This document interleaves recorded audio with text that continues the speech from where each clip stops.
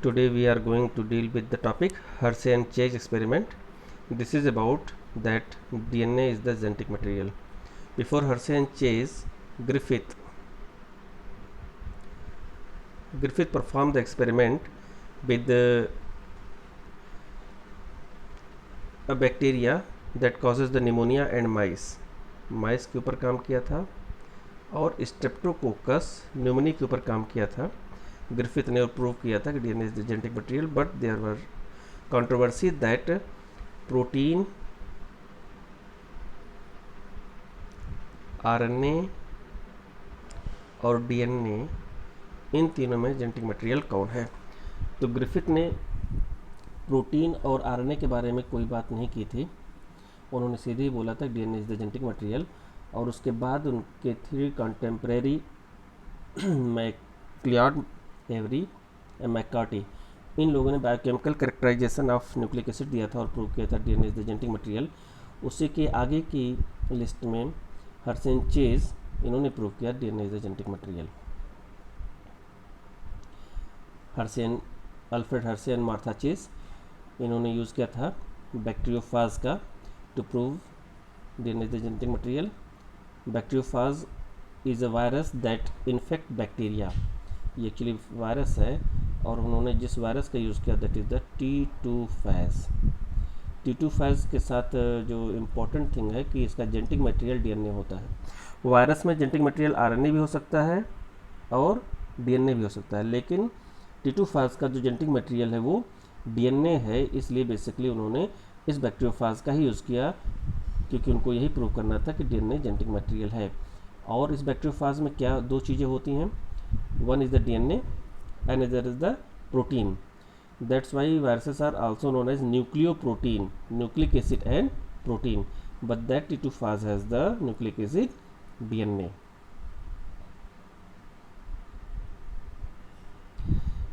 These are the resources used by Martha Hershey and Chase.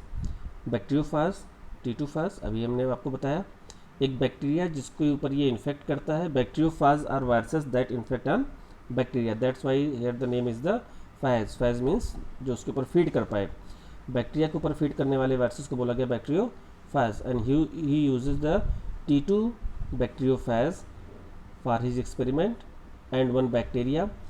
और दो radio active compound उन्होंने लिए. एक लिया 32P क्योंकि फास्फोरस किसी भी प्रोटीन में प्रेजेंट नहीं होता. Phosphorus is always present in DNA. That's why इन्होंने 32P का यूज़ किया था. और दूसरा इन्होंने लिया था 35S. 35S क्यों? क्योंकि सल्फर किसी भी डीएनए में प्रेजेंट नहीं होता. It is always present in the protein. तो एक तरह से फास्फोरस को देखा जाए तो कभी भी किसी भी प्रोटीन में नहीं होता और सल्फ़र किसी भी डीएनए में नहीं होता. और उनको यही प्रूव करना था कि जेनेटिक मटेरियल प्रोटीन है या डीएनए है. तो उन्होंने एक ऐसा रेडियोएक्टिव लिया जो दोनों में कॉमन ना हो. तो फास्फोरस प्रोटीन में नहीं और सल्फ़र डीएनए में नहीं पाया जाता. इसके अलावा एक उन्होंने मशीन का यूज़ किया that is the centrifugation process. अभी आपको इसके बारे में बताया जा रहा है. The principle involve behind the work of Hershey and Chase is the transduction. What is that transduction? Transduction में ये बताया जाता है कि जो वायरस पार्टिकल है, ये जब किसी होस्ट बैक्टीरिया को इन्फेक्ट करता है, ये जो स्क्वायर शेप में दैट इज़ द बैक्टीरिया, इसको जब इन्फेक्ट करता है तो इसका केवल जेनेटिक मटेरियल ही अंदर आता है. ये वायरस है, ये उसका जेनेटिक मटेरियल है, तो इसका जेनेटिक मटेरियल ही अंदर आता है. ये बाहर का कैप्सिड कभी भी होस्ट सेल के अंदर नहीं आता. और एक बार अंदर आने के बाद वायरस अपने ही प्रोजेनीज का फॉर्मेशन करता है और रिलीज़ होता है. और रिलीज़ होकर दूसरे किसी बैक्टीरिया को इन्फेक्ट करता है. That is the transduction principle. तो इसमें बेसिक बात आपको जो याद रखना है वो ये है कि वायरस का केवल न्यूक्लिक एसिड ही अंदर जाता है, प्रोटीन कोट अंदर नहीं जाता. ये बैक्टीरियोफाज उनका, जिन्होंने रेडियो एक्टिव फास्फोरस लिया because phosphorus is present in protein. 35S लिया because phosphorus present only in DNA. And 35S लिया because sulphur is present only in the proteins, और इन्हीं दोनों में से उनको प्रूव करना है कि which one is the genetic material. RNA is ruled out, RNA यहाँ पर है ही नहीं, क्यों? क्योंकि इस बैक्टीरियोफाज में आरएनए पाया ही नहीं जाता। सो आरएनए की हमको बात करनी ही नहीं है, ये देखना है कि डीएनए और प्रोटीन्स में से कौन सा जेनेटिक मटेरियल है। This is the centrifugation machine, ये सेंट्रीफ्यूज है जिसके अंदर ये यहाँ पर टेस्ट ट्यूब्स होते हैं। इस टेस्ट ट्यूब्स में आप अपना सोल्यूशन कोई भी डाल सकते हैं और उसको एक पार्टिकुलर रोटेशन पर मिनट पर रोटेट करते हैं।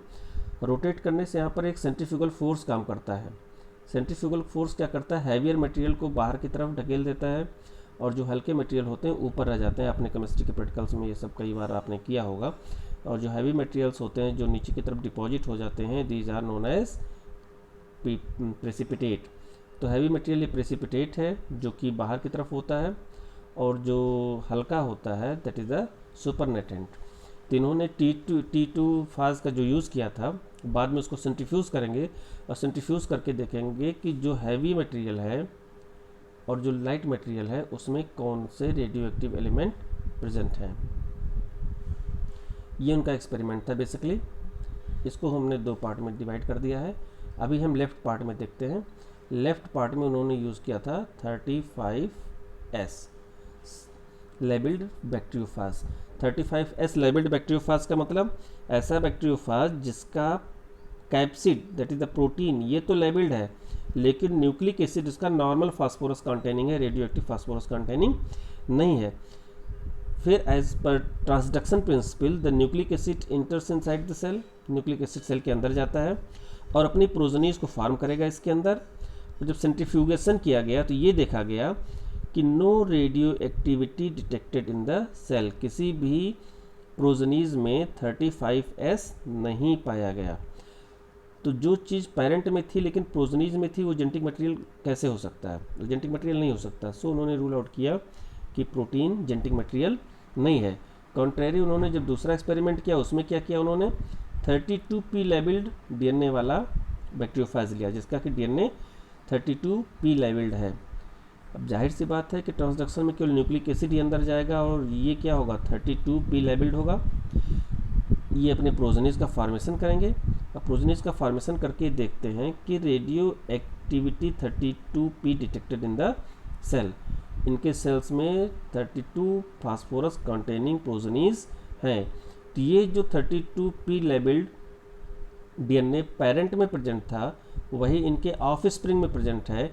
दैट्स वाई उन्होंने कंक्लूड किया कि DNA is the genetic material, क्योंकि प्रोजेनीज में वही प्रेजेंट है। इसके लिए उन्होंने 3 मेथड्स अप्लाई किए थे। इन्फेक्शन मीन्स बैक्टीरियोफाज का बैक्टीरिया पर इन्फेक्शन, ब्लेंडिंग उन्होंने अपना सेंट्रीफ्यूगेशन के पहले उनका ब्लेंडिंग किया, मिक्सअप किया और प्रोजेनीज जिससे मिक्स हो जाए, फिर सेंट्रीफ्यूज किया। सेंट्रीफ्यूगेशन करने के बाद ये देखा कि प्रोजेनीज किसी भी प्रोजेनी में 35S नहीं था, तो sulphur containing protein genetic material नहीं है। सारे के सारे प्रोजेनीज में क्या मिला 32P कंटेनिंग डीएनए। इसका मतलब डीएनए ही जेनेटिक मटेरियल है जो कि प्रोजेनीज में प्रेजेंट है। और ये इनका कंक्लूजन था कि progenies have radioactive 32P is present only in DNA, that's why DNA is the genetic material। और ये उनका ऑब्जर्वेशन था। एक बार फिर से आप देख सकते हैं इसको। Protein coat of phage are radioactively labelled, जो बाहर का कोट है ये रेडियो एक्टिवली लेबल्ड किया गया था किससे 35S से, लेकिन किसी भी प्रोजेनीज में 35S का फॉर्मेशन नहीं हुआ, no radioactivity in the cell.